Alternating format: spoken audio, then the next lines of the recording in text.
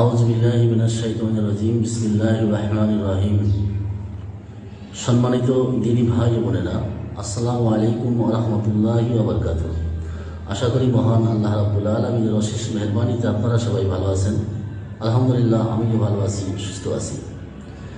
আপনারা দেখছেন আমালিয়া জগৎ ইসলামিক ইউটিউব চ্যানেল ও ফেসবুক পেজ। ইউটিউব থেকে যারা এই মুহূর্তে ভিডিওটি দেখছেন, সবার কাছে ছোট্ট একটা রিকোয়েস্ট করবো, আমার এই ছোট্ট পেজটাকে সবাই সাবস্ক্রাইব করবেন, লাইক কমেন্ট শেয়ার করে সবাই পাশে থাকবেন। আর যারা ফেসবুক থেকে দেখছেন, অবশ্যই পেজটাকে ফলো করে পাশে থাকবেন। সেই সাথে জিন জাদু সংক্রান্ত যে কোনো সমস্যা বা যে কোনো চিকিৎসার জন্য সরাসরি কল করতে পারেন ইনশাআল্লাহ। তো শুরু করবো আমরা মূল ভিডিও। আজকে আমরা মোটামুটি সাধারণত একটু জিন সম্পর্কে জানার চেষ্টা করব। তবে আমরা কিছু বলার আগে আমরা শুনে নিই আমাদের অভিজ্ঞ আলেমগণ যারা আছেন তারা জিন সম্পর্কে কি বলছেন। চলুন শুনে আসি। ড্রাইভার বলতেছে, হুজুর আমি তো গাড়ি টানতে পারতেছি না, মনে হচ্ছে আমার গাড়ির পাশে কে যেন বসা, আমার পাশের সিটে, অথচ পিছনে আমি বসা, লক্ষ্মীপুর থেকে মাহফিল করে আসতেছি। গাড়িটা বাড়িতে এসে রাখা হয়েছে, রাখার পরে আমার দারোয়ান বলতেছে যে হুজুর রাত্রিবেলায় আমি দেখলাম যে পর্দা দিয়ে গাড়ি ঢাকা। আসলে তো গাড়ির পর্দা দিয়ে ঢাকা হয় নাই, গাড়িতে ছিল খোলা। ঠিকই সিসি ক্যামেরায় দেখলাম যে হ্যাঁ, মানে সাদা দুইটা অস্তিত্ব আপনার আসলো ধোয়ার মতো, আসার পরে গাড়িটাকে কাভারের মতো ঢেকে দিল। আবার কতক্ষণ পরে তারা দৌড়া ঝাঁপ করে ওই কাভারের মতো ওইটাকে উঠিয়ে নিয়ে চলে গেল। সিসি ক্যামেরায় দেখা গেল। ভূত বলে ইসলামে কিছু নাই, কিন্তু জিন বলে আছে। জিন যদি কেউ অস্বীকার করে তার ইমান থাকবে না। গ্রাম অঞ্চলে কি ভূত থাকে না, জিন থাকে না? ভূত থাকে না, জিন থাকে। যেখানে চর্বির গন্ধ যত বেশি থাকবে, সেখানে জিনের উৎপাত তত বেশি বেড়ে যাবে।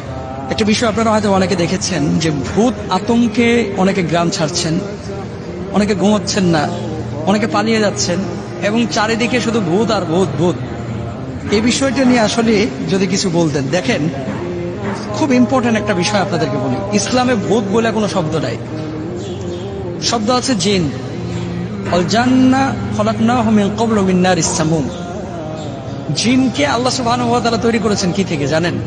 আপনারা যখন মোমবাতি জ্বালান, যখন ম্যাচের কাঠি জ্বালান, অথবা কুপি বাতি জ্বালান, হারিকেন দেখেছেন অনেকে হয়তোবা, যখন আগুনটা জ্বালান, আগুন জ্বালানোর পরে যখন দাও দাও করে আগুন জ্বলে, আগুনের ওপরে দেখবেন যেখান থেকে ধোঁয়া ওঠে, এই ধোঁয়ার ঠিক নিচে এবং আগুনের মাঝখানে সাদা একটা আবরণ দেখা যায়। এটাও কিন্তু মারাত্মক গরম।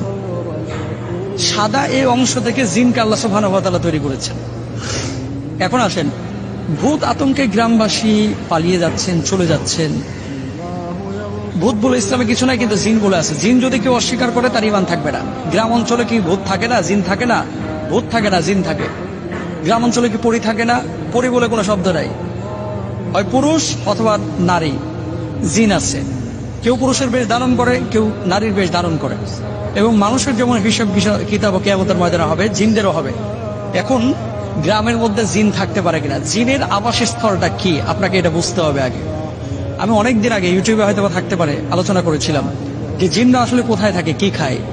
জিনরা মূলত থাকে উপত্যকায়, জিনরা থাকে হচ্ছে বন জঙ্গলে, জিনরা থাকে হচ্ছে এমন এলাকায়, দেখবেন ওই যে আপনারা গ্রামগঞ্জে আগে বড়শি দিয়ে মাছ ধরতেন, নিচে বড় বড় কিন্তু ঘাস হতো, ওই যে আপনার শোল মাছ, তারপরে ছোট ছোট এরকম মাছ ঘাসের ওপর দিয়ে চলতো, আর নিচে বড়শি ফেললে মাছে যে বড়শিটা টুকা মারতেছে এটা দেখা যেত। মানে খুব গভীর পানিও না, আবার খুব কম পানিও না, মাঝামাঝি লেভেলের পানি। এখানে ঘাস আছে এবং এখানে জঙ্গল আছে। এই ধরনের জলাশয়গুলো হচ্ছে জিনের আবাসস্থল, মানে আদর্শ আবাসস্থল। 3 নাম্বার।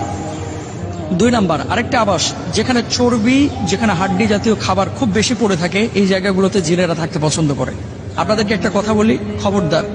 অনেকে গরুর গোশত মুজ ভিজায় খায়, খাওয়ার পরে হাতের চর্বিটা নিয়ে যায় গামছায় মোছে, বউ আবার এই গামছা নিয়ে যায় ঠিক ওই বেডরুমের কোনাতে ওই বিছানার সাথে ঝোলায় রাখে। এটা করবেন না। চর্বির গন্ধ জিনদের কাছে খুবই পছন্দের। এটা আমার কথা না, মুহাদ্দিসিনদের কথা।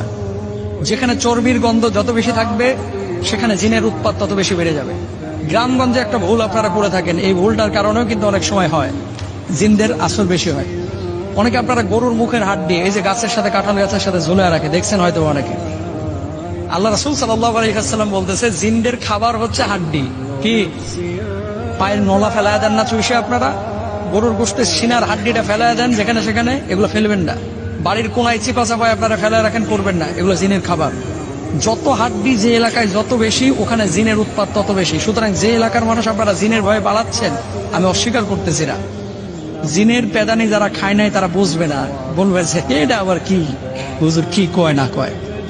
শুনেন, বাথরুমে বসে আছেন, বালতি অটোমেটিক হাঁটাহাঁটি করতেছে, কেমনটা লাগবে আপনার ভেতরে? ঘুমিয়ে আছেন, গায়ের চাদর একা একা সরে যাচ্ছে, কেমন লাগবে? ফ্যান ঘুরতেছে, একাই ফ্যান বন্ধ হয়ে যায়, আবার একাই চালু হয়ে যায়। লাইট একা একা বন্ধ হচ্ছে, একা একা খুলে যাচ্ছে। এরকম হয়। সিসি ক্যামেরায় তো এখন প্রচুর দেখা যায়। 2 বছর আগে আমার গাড়িতে এমন হয়েছে। ড্রাইভার বলতেছে, হুজুর আমি তো গাড়ি টানতে পারতেছি না, মনে হচ্ছে আমার গাড়ির পাশে কে যেন বসে আমার পাশের সিটে, অথচ পিছনে আমি বসা। লক্ষ্মীপুর থেকে মাহফিল করে আসতেছি, গাড়িটা বাড়িতে এসে রাখা হয়েছে। রাখার পরে আমার দারোয়ান বলতেছে যে হুজুর রাত্রিবেলায় আমি দেখলাম যে পর্দা দিয়ে গাড়ি ঢাকা। আসলে তো গাড়ির পর্দা দিয়ে ঢাকা হয় নাই, গাড়িতে ছিল খোলা। ঠিকই সিসি ক্যামেরায় দেখলাম যে হ্যাঁ, মানে সাদা। তার মানে জিন আছে, জিন অস্তিত্ব অস্বীকার করার আমাদের কোনো উপায় নেই। এছাড়া মহান আল্লাহ রাব্বুল আলামিন পবিত্র কোরআনে জিন নামের একটি সূরা নাজিল করেছেন।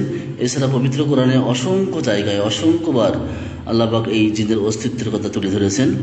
আজকে বেশি ভিডিওটা বড় করব না, তো আজকে এ পর্যন্তই। সামনে নতুন কোনো ভিডিও পেতে শুভেচ্ছা রইল। সেই পর্যন্ত সবাই ভালো থাকবেন, সুস্থ থাকবেন।